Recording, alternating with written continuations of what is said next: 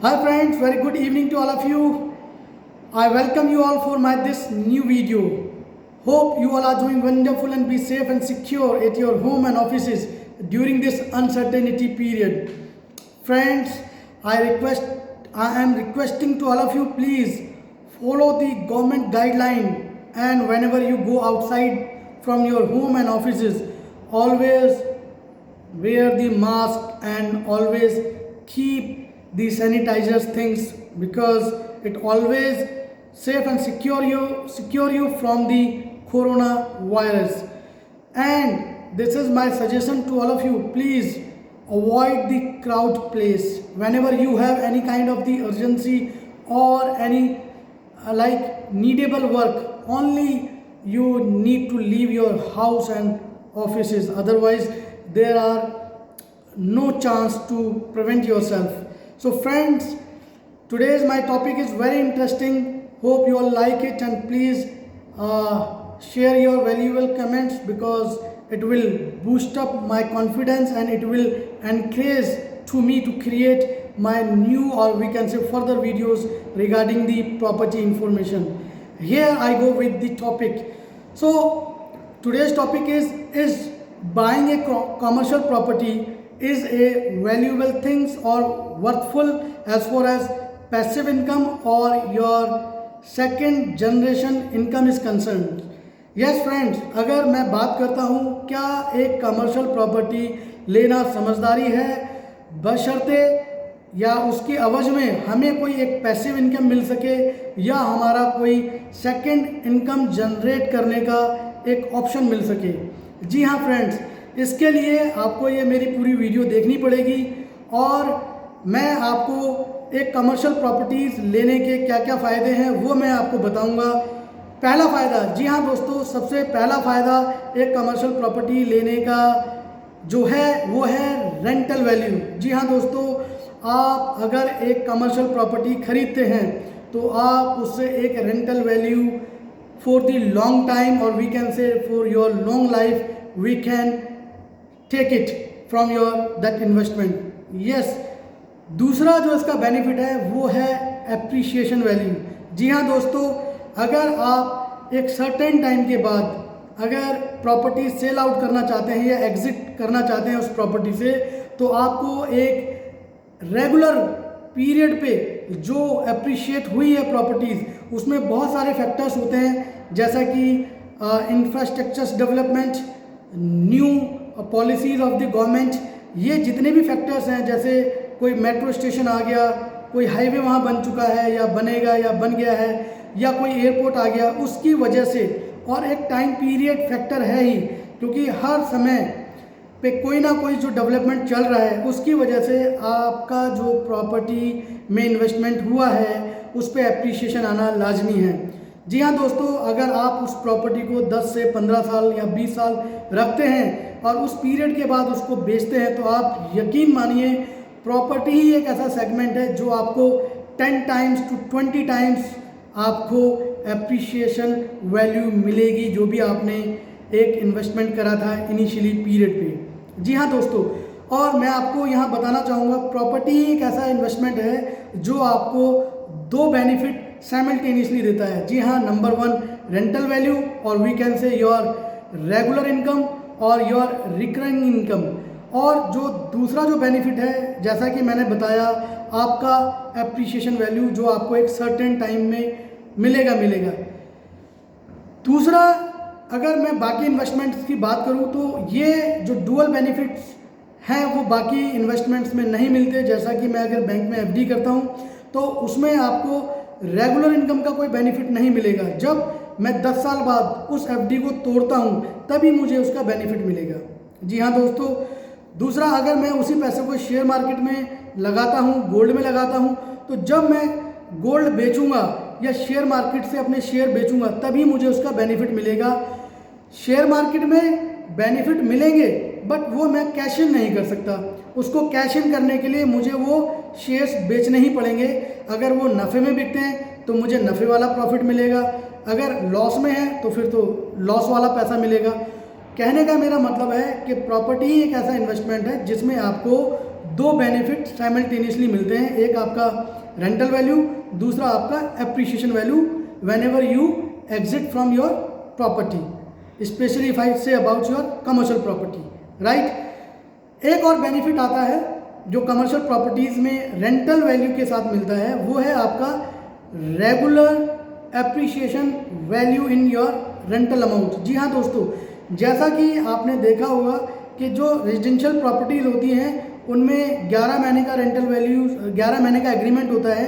11 महीने के बाद अगर वो प्रॉपर्टी दोबारा चढ़ती है, वही व्यक्ति, वही टेनेंट उसको लेता है, तो उसे 10% का एप्रिसिएशन मिनिमम बेयर करना पड़ेगा। इसी तरीके से अगर मैं कमर्शियल प्रॉपर्टी की बात करूं तो इसकी जो लीज होती है वो मिनिमम 3 इयर्स होती है और मैक्सिमम 9 इयर्स टू 25 इयर्स तक भी जाती है, और कहीं कहीं पे ये 30 साल के लिए भी जाती है। तो आप ये सोचिए, हर 3 साल बाद इसमें मिनिमम टू मिनिमम 15% का एप्रिसिएशन आएगा। जी हाँ दोस्तों, ये एप्रिसिएशन आपको रेगुलर जो रेंटल वैल्यू आ रही है उसके साथ साथ आपको जो 3 साल बाद, अगर मैं कमर्शियल प्रॉपर्टी की बात करता हूँ उसमें एप्रिसिएशन मिलेगा, और मैं रेजिडेंशियल वैल्यू की बात करता हूँ तो उसमें 11 महीने के आसपास आपको उसमें एप्रिसिएशन मिलेगा। तो आप ये देखिए कितना बड़ा फ़ायदा है, आपको रेंटल भी मिल रहा है रेगुलर, प्लस उस रेंटल वैल्यू में, उस रेंटल अमाउंट में भी एप्रिसिएशन मिल रहा है, प्लस आपको एक प्रॉपर्टी की वैल्यू में जो एप्रिसिएशन मिलेगा when ever you exit from that property. तो ये 2 बेनिफिट की जगह आपके 3 बेनिफिट्स हो गए। जी हाँ दोस्तों, अब मैं आता हूँ उसके तीसरे बेनिफिट्स पे, वो आता है सेल्फ यूज़। अगर आपको लग रहा है कि आप रेंटल वैल्यू नहीं लेना चाहते हैं तो आप इसको सेल्फ यूज़ कर सकते हैं। जैसा कि आपकी कोई कमर्शियल प्रॉपर्टी में दुकान है, आप खुद दुकान खोल सकते हैं। कोई कमर्शियल प्रॉपर्टी में आपका ऑफिस है तो आप उस ऑफिस को खुद चला सकते हैं। जैसे बहुत सारे प्रोफेशनल्स होते हैं, चार्टर्ड अकाउंटेंट्स, लॉयर्स, डॉक्टर्स और इंश्योरेंस एजेंट, प्रॉपर्टी एजेंट्स, तो ये अपना भी एक अपना बिजनेस खोल सकते हैं सेम प्रेमिसेस में। तो आप ये सोचिए कि अगर आप उस प्रॉपर्टी को आज अर्न करते हैं, मतलब आज उसको आप खरीदते हैं, तो आप ये सोचिए कि उसमें आप लॉन्ग लाइफ अपनी फैमिली के लिए आप जो इनकम कमाएंगे उस प्लेस से, वो आपको कितना बड़ा एक पीस देगी, कितना बड़ा आपको एक रेवेन्यू देगी। तो दोस्तों, मैं जहाँ तक ये बात कर रहा हूँ सेल्फ यूज़ की, इसमें एप्रिसिएशन तो आएगा ही आएगा, बट अगर यही प्रॉपर्टी आप कहीं और यूज़ करते तो आपको भी रेंट देना पड़ता। जी हाँ दोस्तों, तो आप उस रेंट से भी बच गए, प्लस आप अपने जीवन की जीविका कमा रहे हैं। तो आप ये देखिए कितना पीस ऑफ माइंड है कि आपको कहीं अपनी पॉकेट से पैसे नहीं देने।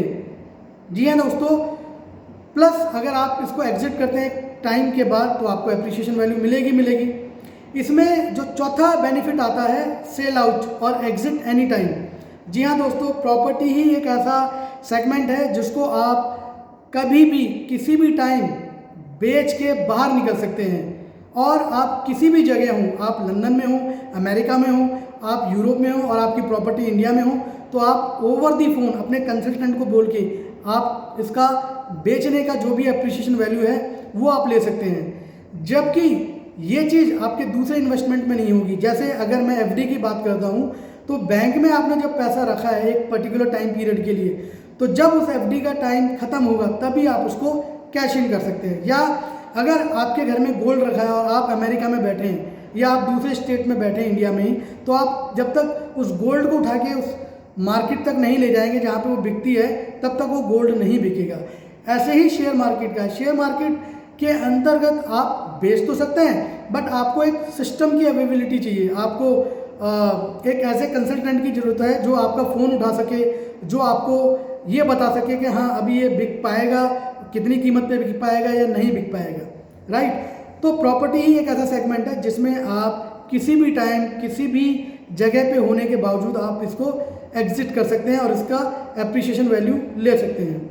इसमें जो फर्दर पॉइंट है वो है no loss over the night या सडन लॉस जिसको हम कहते हैं। जी हाँ दोस्तों, मैं प्रॉपर्टी की एक बात करूँ तो ये ऐसा नहीं है कि रातों रात आपको कोई नुकसान हो जाएगा। हाँ, रातों रात आपको कोई फ़ायदा जरूर हो सकता है जिसकी वजह से आप रातों रात लखपति और करोड़पति बन सकते हैं। जैसा गवर्नमेंट की पॉलिसी आ गई, कोई नया हाईवे आ गया, कोई नई मेट्रो कनेक्टिविटी आ गई, कोई अंडरपास बन गया, या कोई मेजर इंस्टीट्यूट आ गया, मेजर यूनिवर्सिटीज़ आ गई, या IT और ITS हब आ गया या टेक जोन आ गया, तो आप ये सोचिए कि आपकी प्रॉपर्टी के जो दाम हैं वो रातों रात कितने बढ़ गए।